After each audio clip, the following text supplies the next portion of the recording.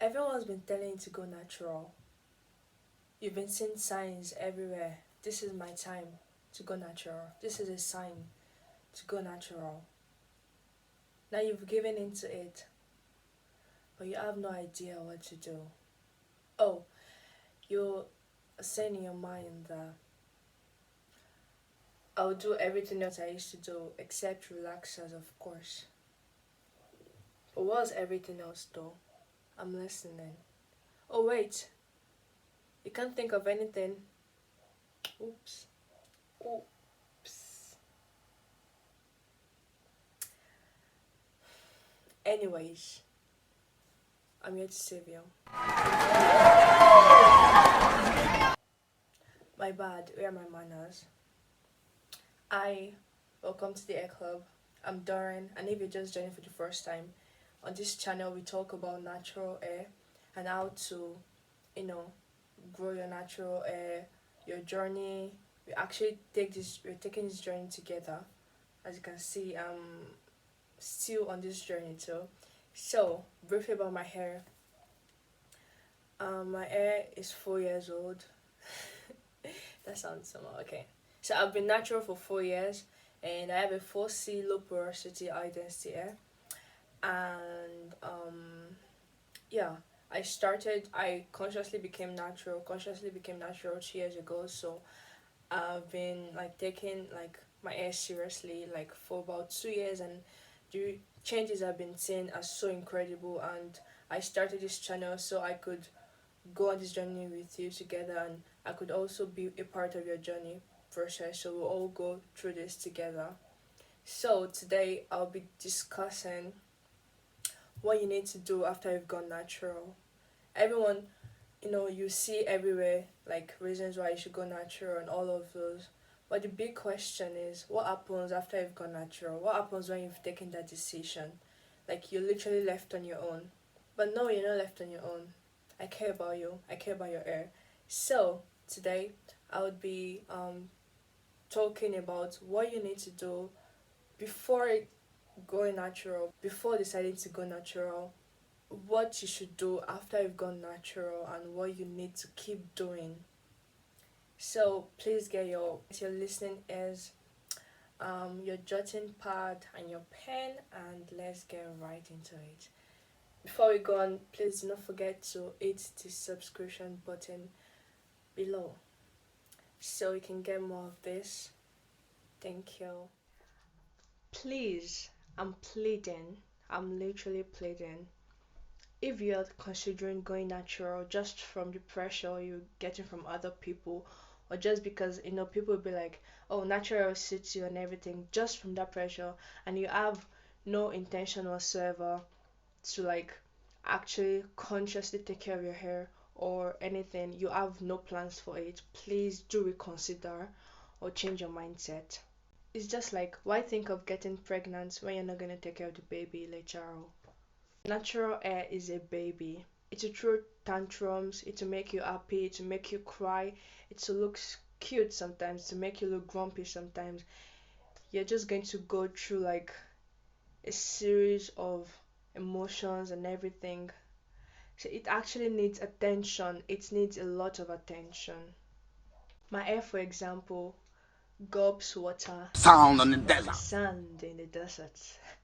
So I have to daily moisturize her. Sometimes I have to do that like twice a day for her to be moisturized. Natural hair is work, plainly. I will tell you the truth. You must know this. So you have to brace yourself well. Yeah, it's not easy. With time it will get easy, but at first it's not going to be easy. So, like, just prepare your mind that you're going to actually work on your hair. The journey isn't going to be easy, especially at the beginning. And this is not necessarily because your hair is short or whatever. Well, that plays a part too.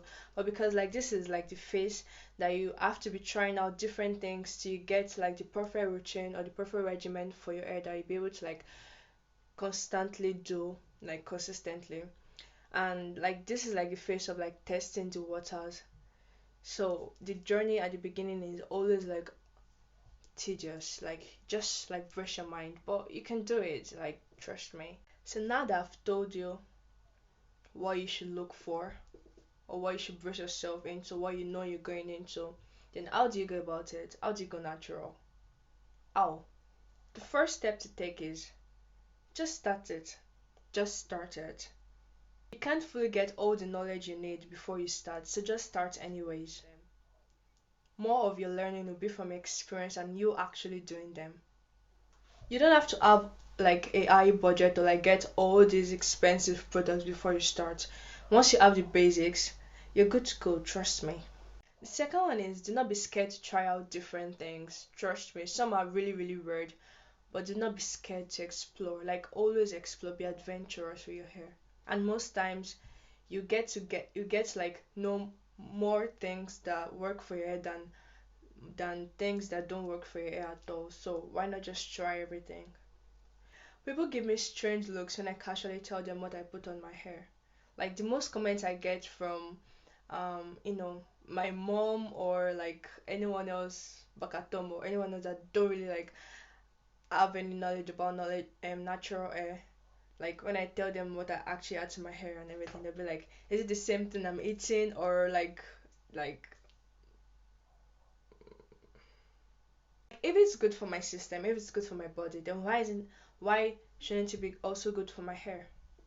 Although there is a thin line here, I'd advise you to actually like do like little research on every single thing you want to add to your hair because most times, not most times actually, some things like some two like ingredient or whatever might not be able to like go together. Like two different products might not like go together. Like maybe two, I don't know, anything. The third one, avoid the temptation of being a product junkie.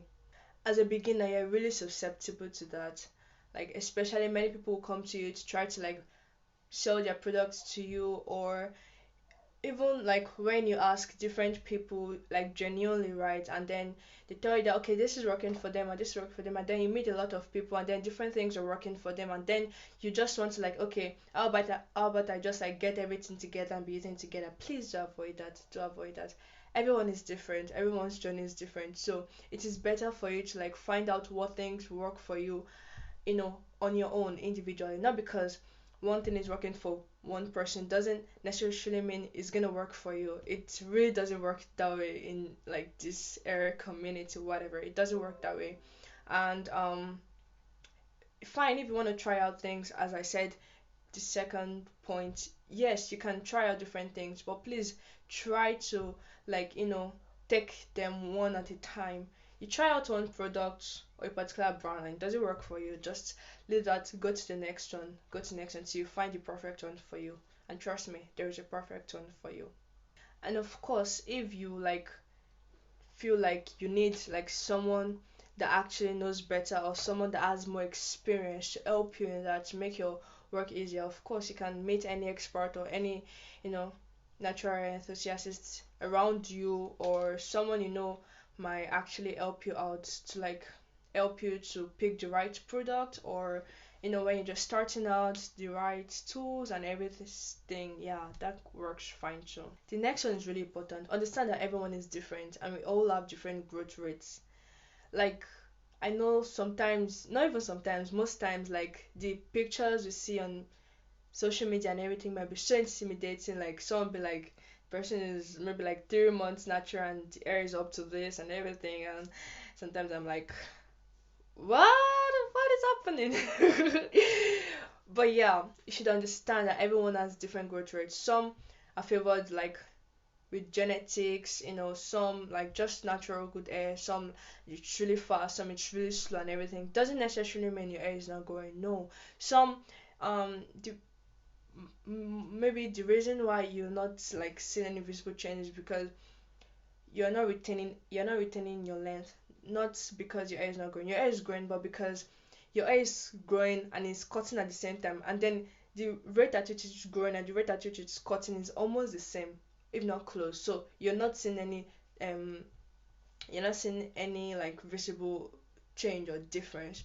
So you should know that everyone's hair grows differently, and you can't expect to have like oh, this full air, healthy air and everything, when you're not taking care of it, and then someone is literally investing, spending money, spending time, energy on her hair and or his hair, and you are not even doing anything, and you're just waiting for magic to happen or waiting for it to grow. And so no, it doesn't work like that. Like the amount of work you put in is equal to like what you're going to get. So be ready to work for your hair. Be ready to like consciously put your energy into your hair and relax. Be patient. Trust me, you have to be patient on this one. Be patient. Your hair is gonna grow. It's gonna grow. The next one is focus on your own growth. On your own growth. Come on. I mean, it's like perfectly normal to like admire other people's hair and everything, but focus on your own growth. Stop worrying about the length. Leave your hair length alone for now. Focus on other things. Is your hair dry? Is your hair healthy? Is your scalp clean? Is your hair like lustrous, or is just always dry? Is it matted? Is it tangled and everything? Focus on your hair. There's so many things you can focus on rather than the length. Just leave length check for you know every other year or every other 6 months.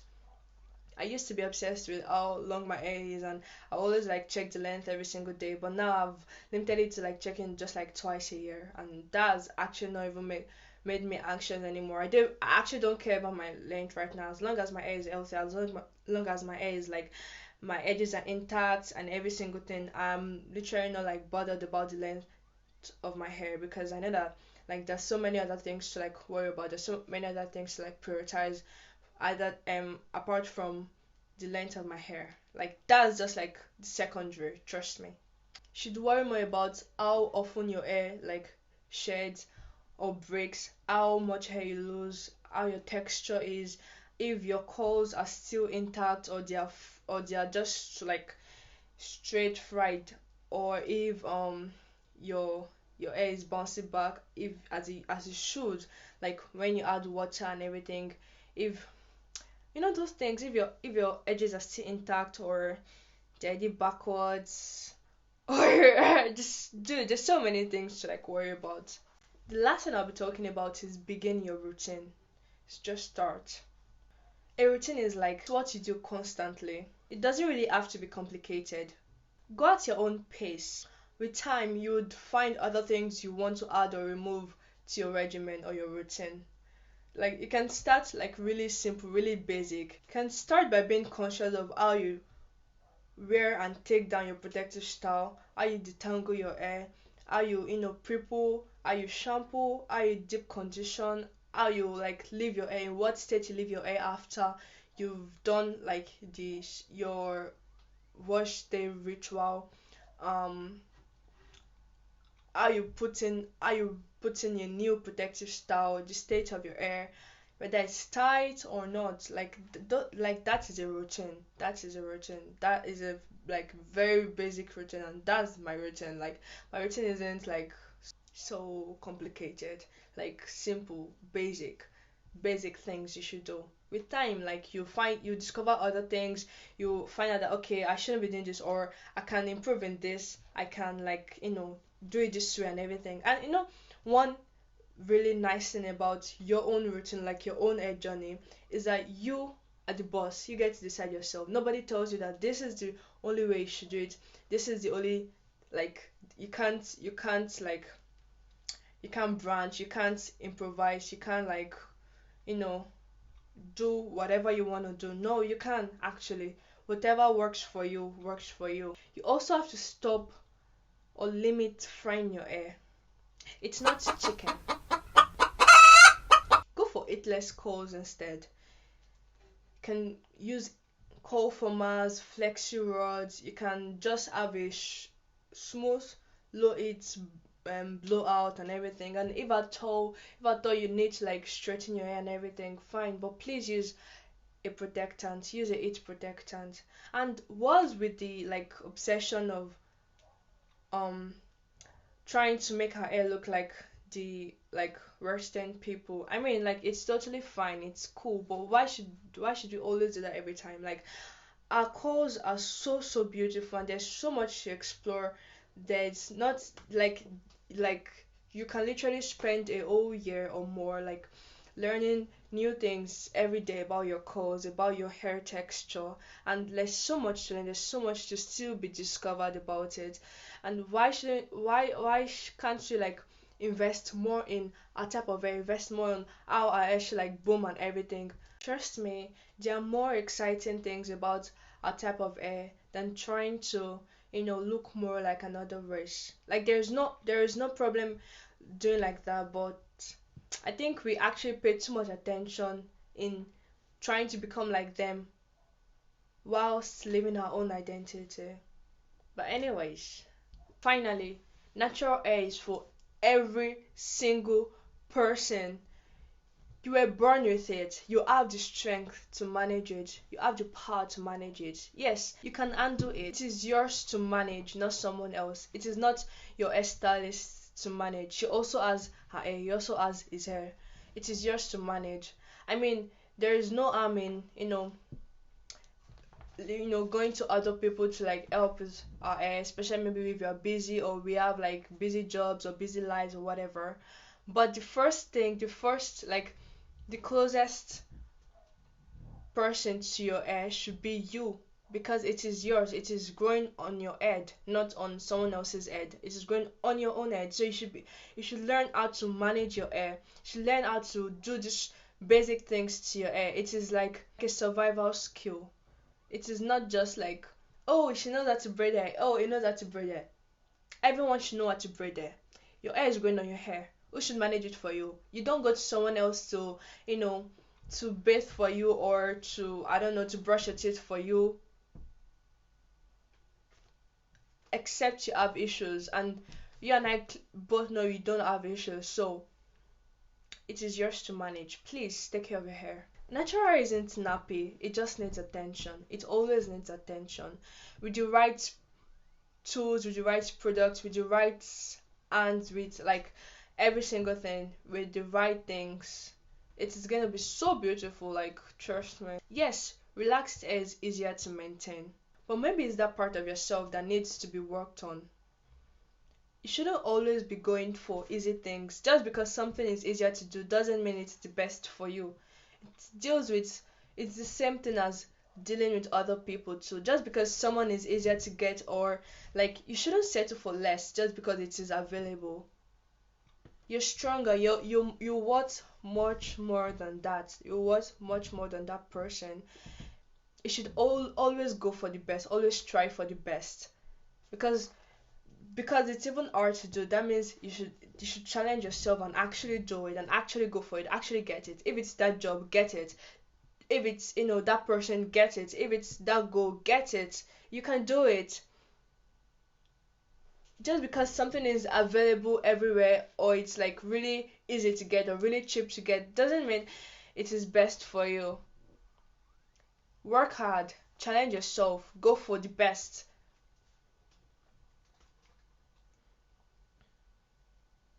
Don't settle for less. You do want to become a better person, start with your hair.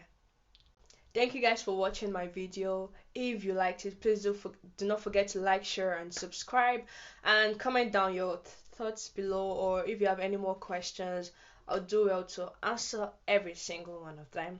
And yeah, catch you all later. Bye.